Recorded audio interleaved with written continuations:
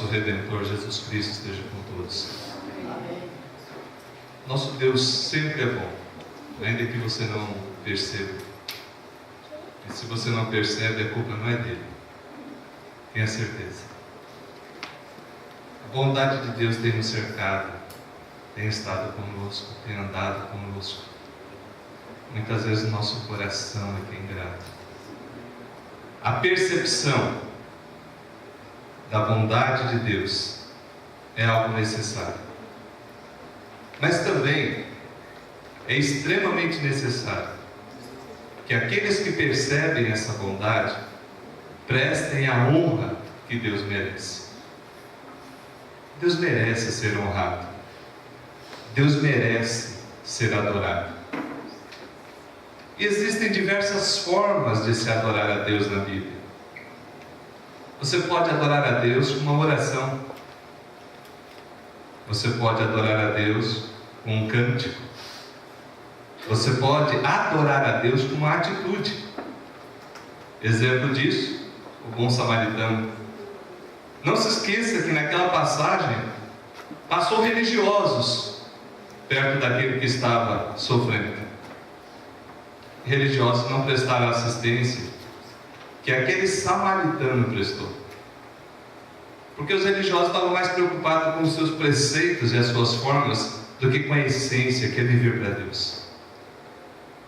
Nós queremos nessa manhã abordar algo que eu entendo que é extremamente relevante nesse período onde relembramos o nascimento de Cristo Jesus. A igreja cristã verdadeira não tem medo de afirmar: Jesus não nasceu dia 25 de dezembro. Outro dia uma pessoa conversando comigo indagou: mas vocês comemoram o Natal? Sim. Mas Jesus não nasceu dia 25? Sim. Aí já ficou assustado. Mas como que vocês comemoram? Você me permite uma comparação? Sim. O senhor tem filhos? Tenho. Vamos supor que um desses filhos o senhor tenha adotado e não tenha registrado essa criança. O correto então é o senhor não comemorar em dia nenhum o aniversário dele, já que o senhor não sabe. Não. E tem mais, já que o senhor não sabe a data, o senhor não vai conseguir registrar. Porque o cartório vai te pedir uma data, se você vai falar põe data nenhuma, o cartorário não vai registrá-lo. Então é melhor deixar sem registro, deixar sem documento, deixar sem data, sem nada. Não, eu ponho uma data. Então eu acho que o senhor deve escolher a data de aniversário da sua esposa, ou do senhor mesmo, ou de um dos seus filhos. Faz sentido. Eu falei, foi isso que a igreja cristã fez. Escolheu uma data para comemorar o nascimento, a vinda do Filho de Deus. E para mim, Natal não tem nada a ver com todo esse comércio que existe. Mas tem algo a ver com o que Maria fez. Então, nesta manhã, nós queremos ressaltar, de forma muito especial, um novo cântico para o Cristo que veio. Queremos abordar isso e meditar com vocês na oração ou no cântico de Maria. Há um tempo atrás nós pregamos aqui na igreja e fizemos questão de enfatizar isso. Nenhum cristão verdadeiro é contra Maria, nossa irmã. Mas nenhum cristão verdadeiro e bíblico é adorador de Maria. Porque, segundo a Bíblia Sagrada, ela mesma nos apontou para o Cristo. Nos indicou: fazei tudo que Ele vos disser. Vamos abrir a palavra de Deus no Evangelho conforme escreveu Lucas, capítulo 1.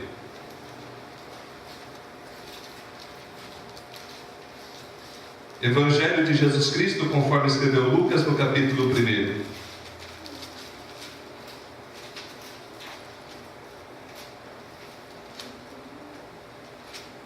Houve o anúncio de que Maria haveria de conceber e dar à luz ao Filho de Deus, Jesus. Isso foi algo tremendo, forte. Na sequência, nós vemos Maria indo visitar Isabel, sua parente. E ao chegar perto de Isabel, cumprimentá-la, no versículo 42 diz assim: exclamou em alta voz: bendita és tu entre as mulheres, e bendito o fruto do teu ventre. E de onde me provém que me venha visitar a mãe do meu Senhor? Pois logo que me chegou aos ouvidos a voz da tua saudação, a criança estremeceu de alegria dentro de mim. Bem-aventurada a que creu, porque serão cumpridas as palavras que lhe foram ditas da parte do Senhor. Então disse Maria: a minha alma engrandece ao Senhor, o meu espírito se alegrou em Deus, meu Salvador, porque contemplou na humildade da tua serva. Pois desde agora todas as nações me considerarão bem-aventurada, porque o poderoso me fez grandes coisas, santo é o seu nome. A sua misericórdia vai de geração em geração sobre os que o temem. Agiu com o seu braço valorosamente, dispersou os que no coração alimentavam pensamentos soberbos, derribou do seu trono os poderosos e exaltou os humildes, encheu de bens os famintos e despediu vazio os ricos. Amparou a Israel seu servo, a fim de lembrar-se da sua misericórdia a favor de Abraão e a sua descendência para sempre, como prometera aos nossos pais. Maria permaneceu cerca de 3 meses com Isabel e voltou para casa. Esse cântico, no meio das igrejas, é conhecido como Magnificat. Mas para mim, ele tem um sentido muito especial, porque ele ressalta um novo cântico de uma nova época. E algumas coisas se destacam nesse texto e que eu quero compartilhar com a igreja aqui nessa manhã. A primeira delas é a escolha graciosa. A minha alma engrandece ao Senhor e o meu espírito se alegra, ou se alegrou em Deus, meu Salvador. A minha preferência é pelo tempo presente. Se alegra em Deus, meu Salvador. Por quê? Quem era Maria? Quem era José? Aquela cidadezinha lá em Nazaré. Será que havia algo de tão especial em Maria e em José para que fossem escolhidos? E Maria entendeu claramente que não, de que ela foi bem-aventurada porque Deus a quis escolher.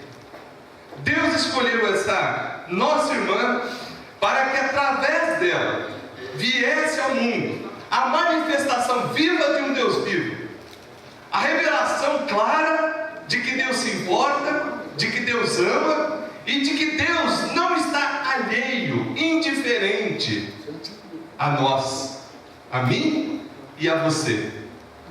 É maravilhoso nós vermos que foi um novo cântico, porque essa graça foi também compreendida por Maria e também por José. Eu fico muito feliz de ver que o nosso Deus é extremamente responsável.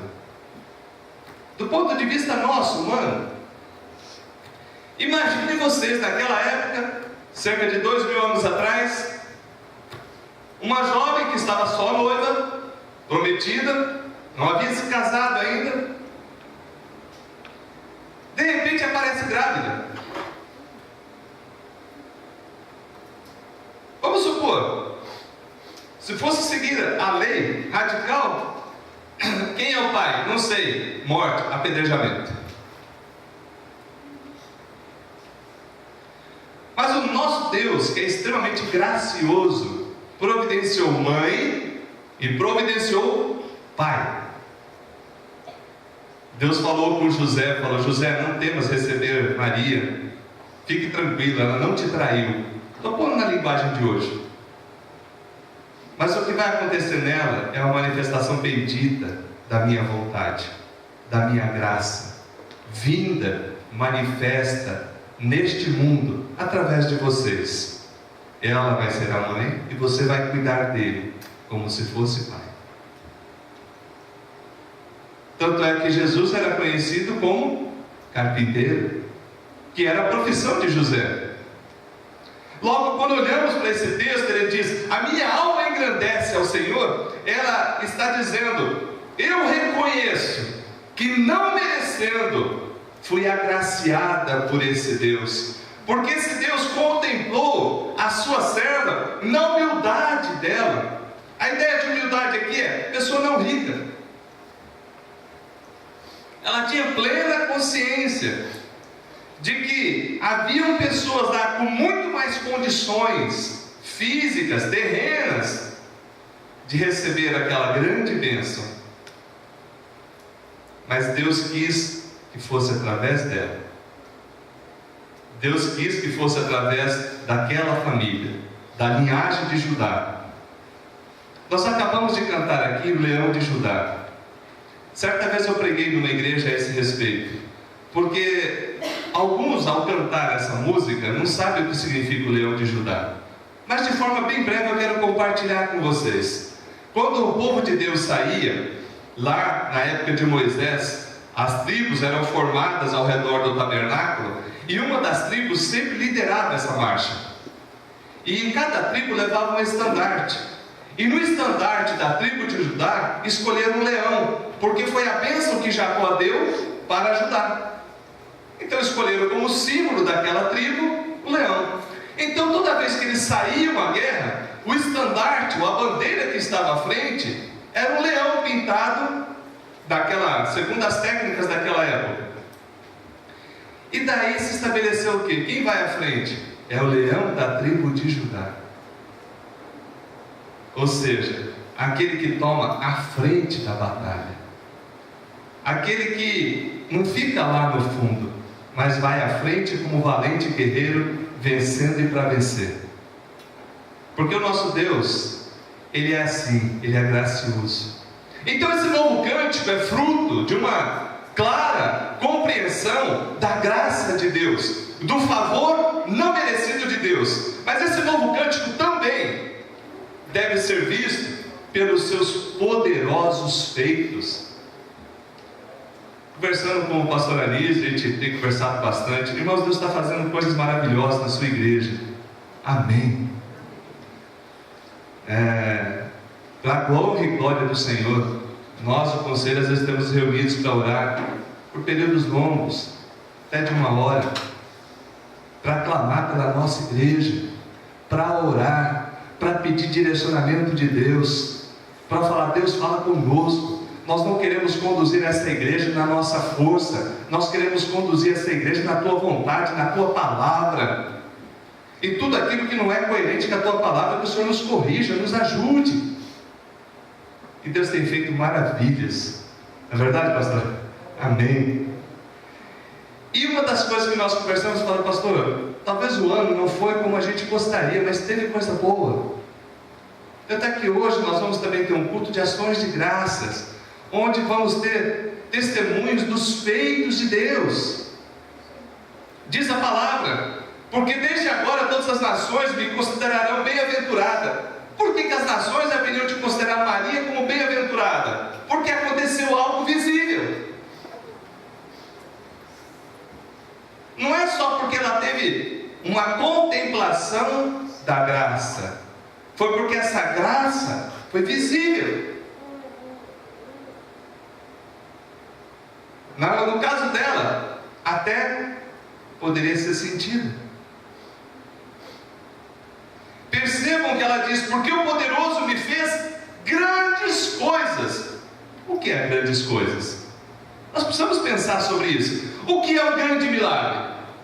O grande milagre para a minha vida pode não ser para o Josué. Vamos dar um exemplo. Estou precisando de que Deus me oriente, e Deus me traz uma orientação. Aquilo para a minha vida é um grande milagre. Talvez ele não vai entender, talvez nem minha esposa vai entender como um grande milagre, mas aquele que recebe sabe Foi um grande feito de Deus. O que é um grande milagre para uma criança?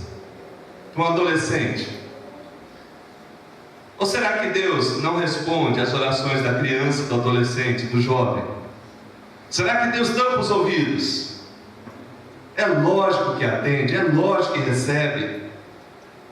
Por isso, nós precisamos perceber que esse novo cântico deve ser realizado a Deus pelos seus poderosos feitos. E para que apresentemos esse novo cântico, é necessário estarmos atentos ao que Deus realiza em nossa vida. Todos você já prestou culto de gratidão por aquilo que Deus não te deu, mas deveria. Como assim, pastor? Uma vez eu preguei numa igreja, eu falei, graças por aquilo que Deus não me deu. Todo mundo assustou. Eu queria uma moto e Deus não me deu. Por quê? Porque eu ia me matar com aquele trem. Só tem 2 rodas, aquilo não equilibra. Aí o dia que eu entendi que não dá para andar acima do limite, eu até tive uma moto. Ainda tenho. Mas depois que Deus transformou a minha vida, eu pude dar graças pelas várias coisas que na ignorância eu pedi, e que Deus disse não, mas aquele não foi o melhor da minha vida. Aleluia! Foi bom demais. Hoje eu entendo. Irmãos, precisamos parar de ser crente rabugento, crente xarope, crente chato. De que jeito, pastor? Ah, Deus não deu, eu magoei, não vou mais na igreja. Não me atendeu, vou procurar outra. Presta atenção, irmãos. Deus está te falando, calma, sossega, não é para você. Ou, naquele momento, não. O que também deve ser motivo de louvor. Eu não posso louvar a Deus só quando Ele atende todos os meus pedidos, mas eu tenho que louvar a Deus até mesmo quando Ele não atende. Decide por algum motivo não me dar aquilo que eu pedi, e muitas vezes me dá muito mais do que eu falei, muito mais do que eu planei. Maria disse, porque o Senhor fez grandes coisas, santo é o seu nome. O que significa isso? Não tomarás o nome do Senhor teu Deus em vão. Irmãos, o nome de Deus não é para ser usado como brincadeira em nossos lábios, como alguns o fazem. Serve de Jesus! Isso é blasfêmia. Porque ao usar o nome de Deus em vão, você não está considerando a sua grandiosidade. Ao usar qualquer coisa relacionada a Deus, sem o devido temor e consciência, isso não reflete em adoração. Um novo cântico pelos seus poderosos feitos. E nessa conversa que nós estávamos tendo, nós falamos, pastor, talvez não foi como a gente gostaria, mas Deus fez grandes coisas. Aconteceu isso, aconteceu isso, aconteceu isso. Daí nós entendemos, vamos fazer um culto de gratidão. Precisamos falar, Deus, muito obrigado. Talvez não foi como eu gostaria, mas foi muito melhor do que eu mereço. Foi muito melhor do que eu mereço. Exatamente porque não é por merecimento, é por graça. Por fim, Maria ressalta que o novo cântico é por causa do cumprimento das promessas. Você conhece as promessas de Deus para a tua vida? Eu fico abismado como o diabo, Satanás e seus empregados malignos querem, por todos os meios, que você não conheça esse livro. Dá sono, dá desânimo, dá contenda, dá tudo que veio para atrapalhar para você não conhecer. Porque à medida que você conhece a verdade, a palavra de Deus, essa palavra te liberta, mas essa palavra também te anima. Essa palavra também te enche de esperança. Porque essa palavra fala de um Deus que se manifesta, o único Deus vivo e verdadeiro, não há outro Deus, E diz que esse Deus fez promessas a Abraão, a Isaac, a Jacó. E essas promessas estavam chegando na plenitude do tempo, no auge da história de Deus nessa terra, com a vinda do Filho de Deus. Cumprimento de promessa, é necessário que você conheça o que foi prometido. Vamos pegar um exemplo. Jesus, ou o ungido, o Messias, deveria nascer em Belém. Porque há uma profecia no livro de Oséias que diz: olha, e tu, Belém Efrata, que pelos outros é desprezada, é contada como a menor das cidades, de ti sairá o Redentor, o Salvador. Pois bem, aonde que morava José e Maria? Em Nazaré. Nazaré fica no norte de Israel. E tinha que se cumprir a promessa, a profecia. O Messias tinha que nascer em Belém, e não em Nazaré. Bom, então fica anulada a promessa. Errado. Deus moveu um censo no Império Romano. Ali naquela região, eles tiveram que cada um voltar à sua cidade de origem. E José era de Belém. Ele tinha que voltar para Belém, para preencher lá o seu cadastro daquela época. Pois Maria, que estava grávida, veio, não tinha avião, não tinha ônibus, não tinha Ferrari, não tinha BMW, esquece essas ideias, isso não é verdade. Teve que caminhar, foi difícil. Talvez Maria tenha vindo no animal de carga, é bem provável isso. Uma distância longa de cerca de 150 quilômetros, não foi um dia de viagem. E ao chegar em Belém, cumpre-se os dias. E aonde que nasce Jesus Cristo? Belém. Cumprindo a promessa. Porque nenhuma das promessas de Deus falhará. Nenhuma das promessas que Ele disse, falhou. E nenhuma das promessas que Ele disse que vai acontecer, falhará. Creia nisso. Louve a Deus por isso.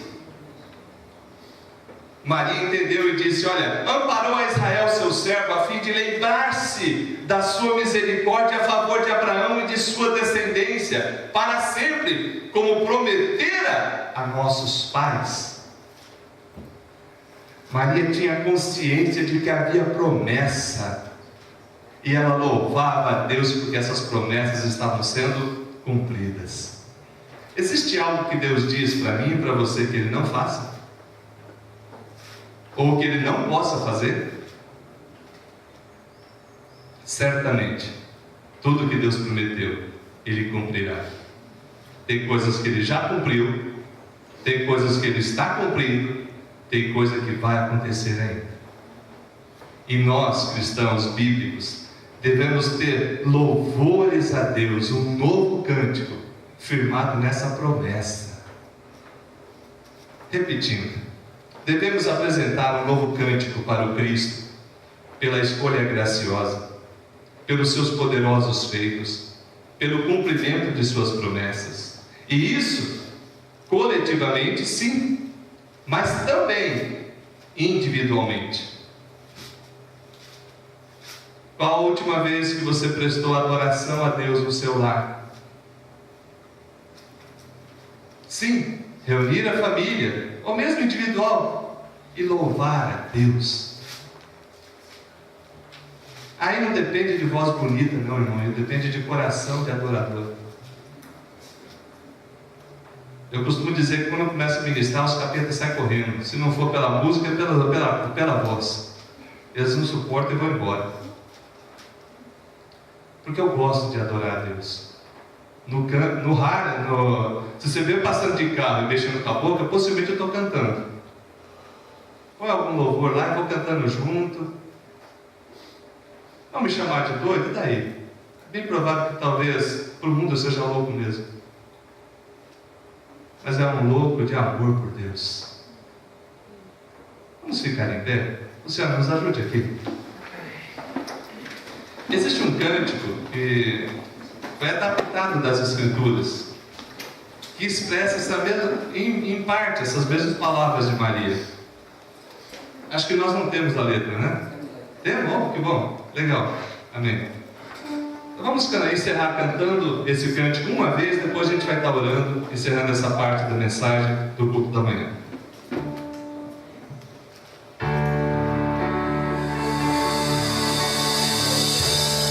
Engrandece ao Senhor, meu espírito se alegra em Deus, meu Salvador. Com poder tem feito grandes coisas, e com misericórdia demonstrar amor.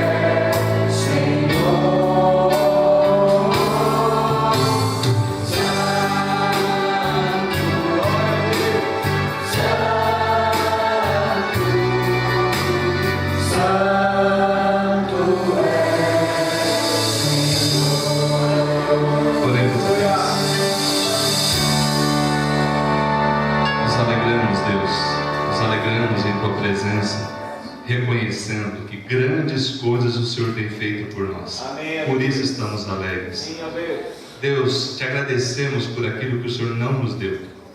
Nos perdoe, às vezes a gente não compreender claramente o teu desígnio, mas traz entendimento, Pai, de que todas as coisas cooperam para o bem daqueles que te amam. Nós te amamos, Deus. Por isso, derrama a tua bênção sobre o teu povo. Que nós tenhamos um novo cântico ao Senhor. Que possamos exaltar por tua preciosa graça e misericórdia.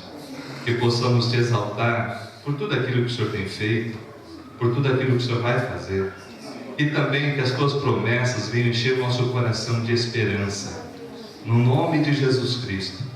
Que a graça de nosso Senhor e Salvador, Jesus Cristo, o amor de Deus o Pai, o consolo, o conforto e a presença do Espírito Santo esteja com todo o povo de Deus, hoje e sempre. Amém. Amém.